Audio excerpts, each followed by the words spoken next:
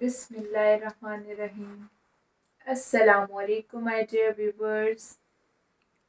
आज हमारे केमिस्ट्री का जो टॉपिक है वो है difference between compound and mixture.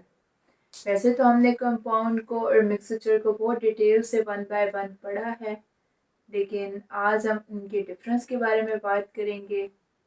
Lecture start करने से पहले मेरे तमाम व्यूवर्स से गुजारिश है कि मेरा channel chemistry with Mrs Shahid को लाइक, सब्सक्राइब और शेयर करें और अपनी राय का इजहार कमेंट बॉक्स में ज़रूर करें। तो अब मूव करते हैं हम अपने टॉपिक की तरफ, जो कि हमारा क्या है, difference between compound and mixture.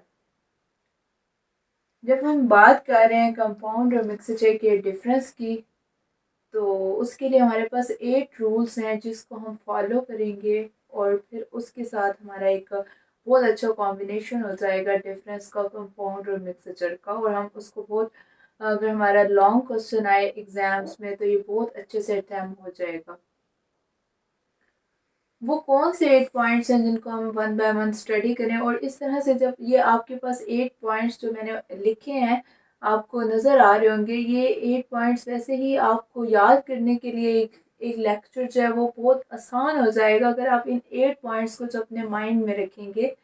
और अगर हम डिफरेंस की बात करें तो सबसे पहले हम जब डिफरेंस लिखते हैं तो उसमें हम लोग उनकी डेफिनेशन, यानी कि कंपाउंड और मिक्सचर, अगर हम इनका डिफरेंस कर रहे हैं तो हमें सबसे पहले जो हमारी लाइन होगी वो होगी डेफिनेशन पे, कि कंपाउंड की डेफिनेशन बताएंगे और मिक्सचर की डेफिनेशन बताएंगे। फिर नेक्स्ट पे हम उनकी प्रॉपर्टीज़ के बारे में बात करेंगे, फिर हम उसकी रेशियो के बारे में बात करेंगे, फिर हम उसके सेपरेशन मेथड के बारे में बात करेंगे, फिर हम उसकी रिप्रेजेंटेटिव वे के बारे में बात करेंगे कि हम इसको किस तरह से ज़ाहिर कर सकते हैं, फिर हम उसकी कॉम्पोजिशन के बारे में बात करेंगे, फिर हम उसके मेल्टिंग पॉइंट की बात करेंगे, और फिर अब सबको इस तरह से जितने भी हमने मेथड्स के अंदर जो भी हमने स्टेप्स यूज़ की हैं, और फिर उसको हम लोग को एक जनरल एग्जांपल से जो है वो हम लोग उसको पूरे जो हमारा लॉन्ग क्वेश्चन होगा हम उसको कंबाइन कर देंगे।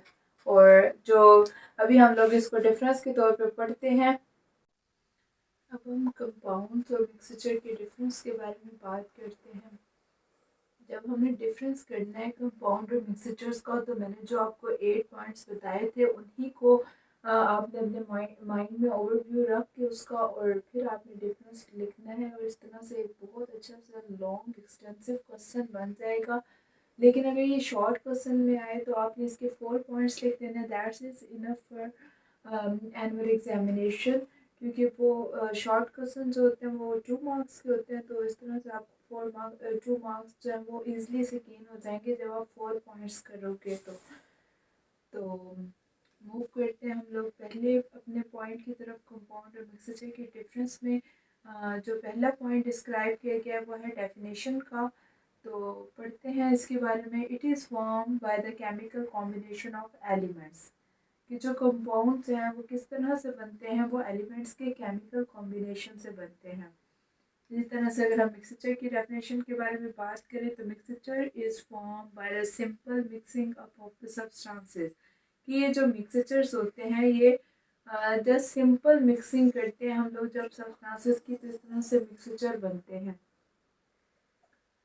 तो डिफरेंस में आपको ये एक चीज़ बहुत क्लियर नज़र आ रही होगी कि जब हमने कंपाउंड की बात की है तो हमने कॉम्बिनेशन के साथ केमिकल का वर्ड यूज़ किया, लेकिन जब हमने मिक्सचर की बात की है तो हमने जस्ट उसको फिजिकली मिक्स किया है सब्सटेंसेस को।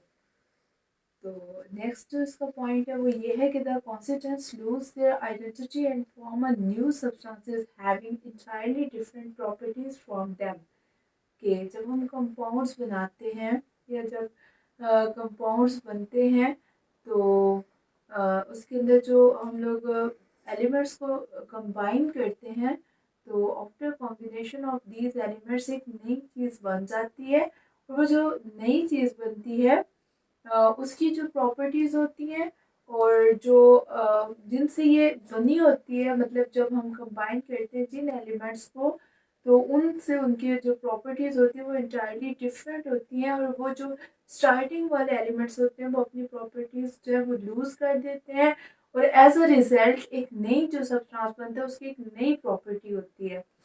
लेकिन जब अगर हम लोग मिक्सचर्स की बात करें तो mixture shows the properties of the constituents के मिक्सचर्स जो होते हैं वो अपनी आइडेंटिटी जो है वो लूज नहीं करते हैं, वो अपनी आइडेंटिटी को जो है वो रिटेन रखते हैं। इसी तरह से अगर हम थर्ड पॉइंट की बात करें तो compounds always have a fixed composition by mass. के जो कंपाउंड्स होते हैं ना जब ये कंबाइन होते हैं तो ये एक फिक्स रेशियो में होते हैं।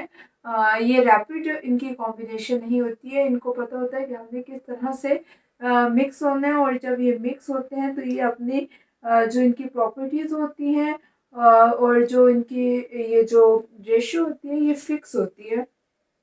वैसे तो हमने ये फिक्स रेशियो वाली जो है वो हमने बहुत डिटेल में कंपाउंड के अंदर स्टडी किया है। हमने इनकी दो एग्जांपल्स को भी बहुत डिटेल से जो है वो हमने डिस्क्राइब किया है, कार्बन डाइऑक्साइड को, हाइड्रो वाटर को। अगर आपने इन एग्जांपल्स को मज़ीद अगर समझना है तो आप मेरे प्रीवियस लेक्चर जो कंपाउंड के आप उसमें जाके इसको बहुत जो है वो डिटेल के साथ समझ सकते हैं। और अगर हम लोग मिक्सचर की बात करें तो mixtures don't have a fixed composition के मिक्सचर जब हम लोग इनको सब्सटेंसेस को जो मिक्स करते हैं तो ये सिंपल मिक्सिंग होती है, इसके अंदर कोई भी डेफिनेट पोर्शन नहीं होता है सब्सटेंसेस का कि किस तरह से हम इनको मिक्स कर रहे हैं। ये जस्ट रैपिड कॉम्बिनेशन होता है सब्सटेंसेस का और ये बहुत सिंपल होता है।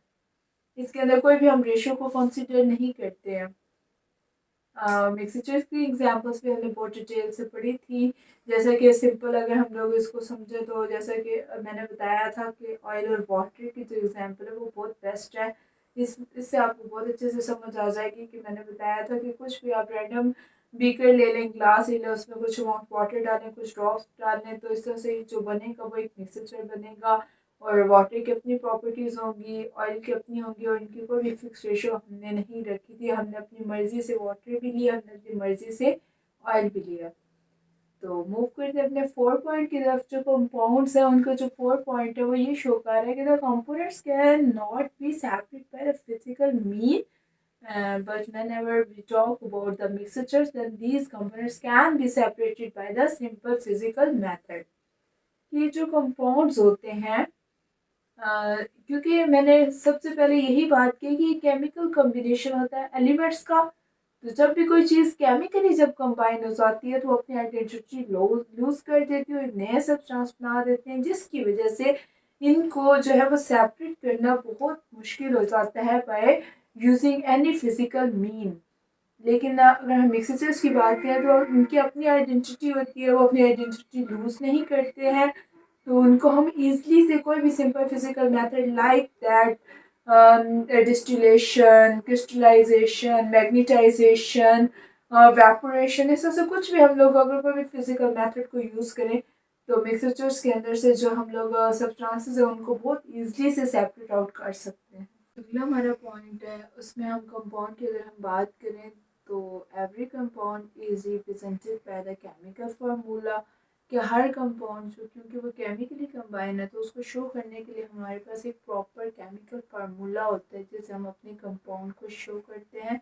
जैसे कि अगर हम वाटर की बात करें तो H2O से, कार्बन डाइऑक्साइड की बात करें तो CO2 से, इस तरह से कंपाउंड्स को रिप्रेजेंट करने के लिए हम लोग कोई ना कोई एक डेफिनेट केमिकल फार्मूला यूज़ करते हैं। लेकिन अगर हम बात करें मिक्सचर्स की तो it consist of 2 or more components and does not have any chemical formula.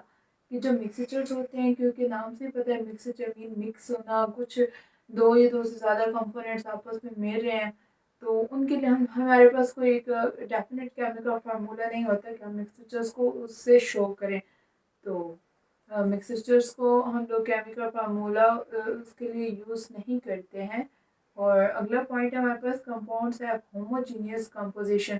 Through out जो है ना हमारा कंपाउंड वो होमोजीनियस मिक्सचर होमोजीनियस जो है वो रिप्रेजेंटेशन शो करते हैं, उसकी कंपोजिशन जो होती है वो होमोजीनियस होती है।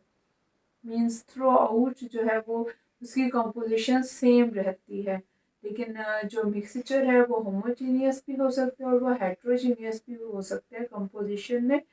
और ये बातें हमने बहुत डिटेल में मिक्सचर्स में पढ़ी हुई है कि किस तरह से होमोजीनियस जो है वो कंपोजिशन शो होती है और किस तरह से हेट्रोजीनियस जो है वो कंपोजिशन शो होती है।